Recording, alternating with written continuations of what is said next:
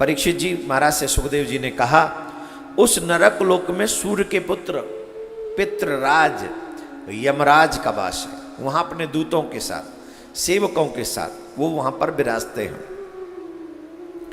वहां पर लाए हुए प्राणियों का कर्म का लेखा जोखा चित्रगुप्त बताते हैं और उसके मुताबिक उनको सजा मिलती है, उनको फल मिलता है। परीक्षित, कोई कोई लोग नरकों की संख्या 21 बताते हैं। अब हम उन नरकों के नाम बता रहे हैं, क्रमश उनके नाम सुनो। आप लोग भी नरकों के नाम तो सुन ही लो, आगे थोड़ा सा विस्तार से सुना देंगे। विशेषतः सारे नरकों का वर्णन हम करेंगे, जम के नरकों का वर्णन गरुड़ पुराण में। अभी सिर्फ हल्के थोड़ा सा सुन ले। लक्षणों के अनुसार उनका क्रमश वर्णन करते हैं। उनके नाम है तामिस्त्र, अंधतामिस्त्र, रौरव, महारौरव, कुंभीपाक, कालसूत्र, अस्त्रीपत्रवन, सुकरमुख, अंधकूप, कूपी भोजन, संदंस, तप्त सूर्मी, वज्रकंटक, सालमली, वैतरणी, पुयोध, प्राणरोधक, विशासन, लालवक्ष, सारमयादन, अबीच और अयपान। इनके सिवा क्षारगर्दम, रक्षोगण भोजन, शूलप्रोत, दंत सूक, अवंट निरोधन, पर्यावर्तन और सूचीमुख, ये 7 मिलाकर कुल 28 नरक तरह तरह की यातनाओं को भोगने के लिए बनाए गए हैं। स्पेशली ये नरक जो बनाए गए हैं वो पापिष्ट लोगों के लिए बनाए हैं। जो जीव अधिक पाप करता है, पाप के क्रम अनुसार ही उन जीवों को उन नरकों में डाला जाता है। कौन कौन से पाप करके जीव कौन कौन से नरक में जाता है? जो पुरुष दूसरों के धन, संतान अथवा स्त्रियों का हरण कर लेता है, उसे अत्यंत भयानक यमदूत काल पास में बांधकर बलात् तामिस्त्र नरक में गिरा देते हैं। उस नरक में, अंधकार में नरक में उसे अन्न जल न देना, डंडे लगाना, भय दिखलाना आदि अनेक प्रकार के उपायों से पीड़ित किया जाता है। जो व्यक्ति दूसरों का धन हरण करता है, जो व्यक्ति दूसरों की स्त्रियों का हरण करता है, जो व्यक्ति दूसरों के बच्चों का हरण करता है, जिसे आजकल किडनैपिंग कहते हैं। आप सोचिए, मैं तो कह रहा हूं 80% लोग इसी नरक में जानेंगे। सब आज के युग के लोग 80% इसी नरक में जाएंगे। मना करके दिखाओ तुम। किसी की दूसरे के धन पे नजर रहती है, किसी को दूसरे की स्त्री पर नजर रहती है, किसी को दूसरे के बच्चे पे नजर रहती है। आजकल तो बच्चा जन्म होता है, हॉस्पिटल से बच्चा चुरा के ले जाते हैं लोग, उसे भीख मंगवाते हैं या बेच देते हैं। बच्चे भी सुरक्षित नहीं। 80% लोग इसी नरक में जाने वाले हैं। अच्छा, अपने काम के प्रति ईमानदारी नहीं है, लेकिन बेईमानी के प्रति फुल ईमानदारी है। आज आप लोगों का काम करने का स्टाइल देखो। लोग चाहते हैं हमारा भी काम कोई और कर दे, लेकिन सैलरी हमें ज्यादा मिले, पर उसकी भी बदले कि हमें मिल जाए। हाँ या ना, ईमानदारी से बताओ, है कि नहीं? जबकि शास्त्र क्या कहते हैं? अपनी सामर्थ्य स्वयं सुनिश्चित करो। अपनी सामर्थ्य स्वयं सुनिश्चित करो। तुमने कितना काम किया है और तुम कितने धन के अधिकारी हो, यह तुम्हें सुनिश्चित करना, बेईमानी से नहीं। बड़े गजब की बात है मेरे प्यारे। वहां अंधकार ही होता है, वहां 24 घंटे अंधकार में रखते उसे। ये जो नरक है ना, तामिस्त्र नाम का नरक, उस नरक में अंधकार में अन्न जल न देना, उसे अन्न जल नहीं मिलता है। वहां पर अंधेरे में रखते हैं और डंडों से उसकी जो है सेवा होती। एक तो कुछ दिखे नहीं, ऊपर से डंडे और पड़े, खाने को कुछ मिले नहीं, पीने को कुछ मिले नहीं।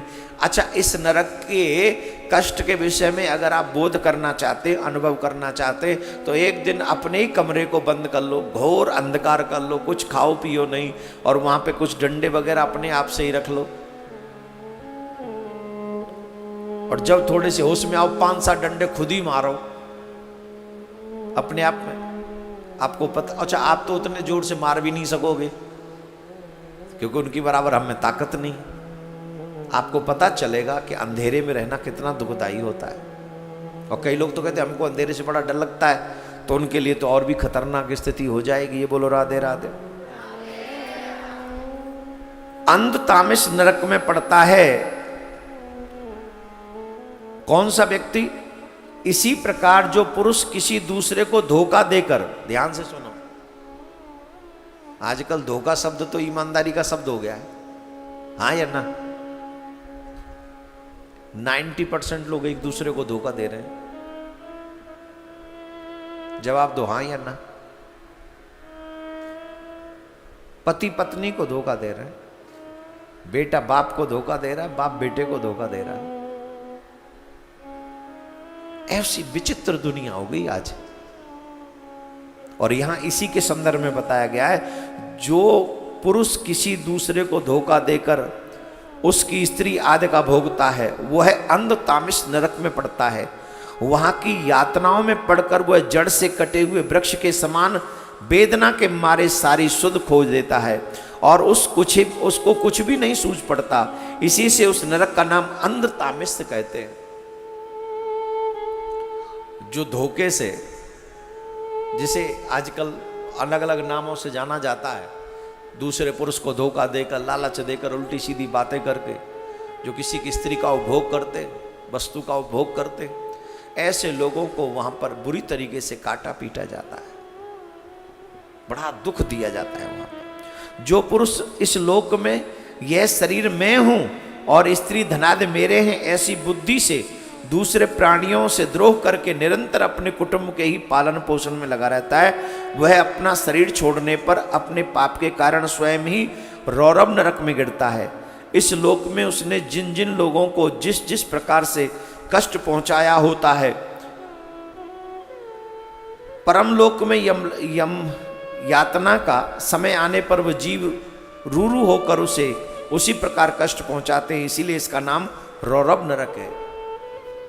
मतलब ये मेरा, ये मैं हूं, मेरा ये शरीर ही मेरा है, ये परिवार ही मेरा है। जो इस तरीके की फीलिंग के साथ रहते हैं और उन्हीं के साथ व्यवहार में व्यस्त रहते हैं, दूसरों के साथ बुरा व्यवहार करते हैं, अपने बच्चों को सुखी करने के लिए दूसरों के बच्चों को दुख देते हैं, अपने शरीर को सुख देने के लिए दूसरों को दुख देते हैं, अपना खुद का झूठा महिमा मंडन करने के लिए दूसरों की महिमा को खंडित करते। तो रौरव नरक में उसे वहां भेज दिया जाता है कि तुम ऐसे ऐसे जो जो कर्म तुमने भोगे हैं, किए हैं, उनका फल अब तुम भोगो, ऐसे भोगो। वो सब वहां पहुंच जाते उसे दुख पहुंचाने के लिए, जिन जिन को उसने यहां दुख पहुंचाया होता। बोलो राधे राधे। जोर से बोलना पड़ेगा, और जोर से। रूरू सर्प से भी अधिक क्रूर स्वभाव वाला एक जीव का नाम है, एक जीव है जो उसे वहां पर कष्ट पहुंच, सर्प से भी ज्यादा खतरनाक है। एवं महारौरवो यत्र, ऐसा ही महारौरव नरक है। इसमें वह व्यक्ति जाता है और किसी को परवाह, और किसी की परवाह न कर केवल अपने ही शरीर का पालन पोषण करता है। ऐसे तो बहुत लोग मिल जाएंगे आपको। बताओ बताओ, मिलेंगे कि नहीं? किसी की परवाह नहीं है। हमारे ब्रज में कहावत है, मेरो पेट हाउ मैं ना देखूं काऊ। मैं किसी को नहीं देखता, मेरा पेट भरना चाहिए बस। ऐसे लोग तो बहुत मिलेंगे, सेल्फिश। भूखे को रोटी नहीं दे सकते, प्यासे को जल नहीं पिला सकते, कपड़े वाले जिस पे नहीं है उसको कपड़ा नहीं, और खुद के में खराब हुए पड़े, नहीं देंगे। ऐसे लोगों को महारौरव नरक में गिराया जाता है। वहां पर कच्चा मांस खाने वाले रूरू इसे मांस लोभ से काटते रहते हैं। जो रूरू जीव है वो कच्चा मांस खाते, तो उसको इन्हीं जीवों पर छोड़ दिया जाता है कि भैया ये आ गए, इनको खूब चक्क खाओ। अब आप तो कह रहे होंगे कि महाराज हम तो यहाँ जल गए और ऊपर भी खाएंगे, हम तो शरीर ही नहीं है, अब तो कैसे जलेंगे, कैसे लोग खा लेंगे? जला तो दिया लोगों ने शरीर। सुनो ना, दो शरीर होते, एक विराट, एक स्थूल, एक सूक्ष्म। ऐसे समझ में नहीं आएगा। ऐसे समझो, एक जो ऊपर वाला ये दिख रहा है, हमने ये कुर्ता पहना हुआ दिख रहा है, दिख रहा है कि नहीं? लेकिन इसके अंदर हमने बनियान पहनी हुई है, वो दिख रही है किसी को? दिख रही है? तो वहां की व्यवस्था क्या है? बोले ये समझो कुर्ता उतार के बनियान में मार पड़ती है। ये जो शरीर है हमारा, ये कुर्ता है और इसके भी अंदर एक बनियान है, तो वो भी कपड़ा। तो कुर्ता तो सबको दिखता है, बनियान किसी को नहीं दिखती है। उसी बनियान में वहां जाके चिमटा बजते हैं। फिर सारी सेवा उस बनियान की होती है जो सूक्ष्म है। जो जो ये पार्ट्स हैं तुम्हारे, eyes, ears, nose, mouth, hand, leg, stomach, bone, everything, उसमें भी सब कुछ है, लेकिन वो तुम्हें दिखाई नहीं पड़ता। मरने के बाद वही निकलता है, जैसे यमराज के दूत जबरदस्ती खींच के ले जाते हैं, उसी को लेके जाते हैं। और वो शरीर यातना के लिए है। इसलिए सावधानी पूर्वक एक एक कर्म करिए महाराज, एक एक कर्म सावधानी पूर्वक कीजिए, नहीं तो झेलना तो पड़ेगा उसे इस रौरव नरक में। जो मनुष्य इस लोक में माता पिता ब्राह्मण वेद से विरोध करता है, ऐसे लोगों की तो लाइन लगी पड़ी है। 95% लोग मिलेंगे, 95% बड़े खुल्लम खुल्ला वेद की निंदा करते हैं। ब्राह्मणों को तो गालियां देते हैं चुन चुन के।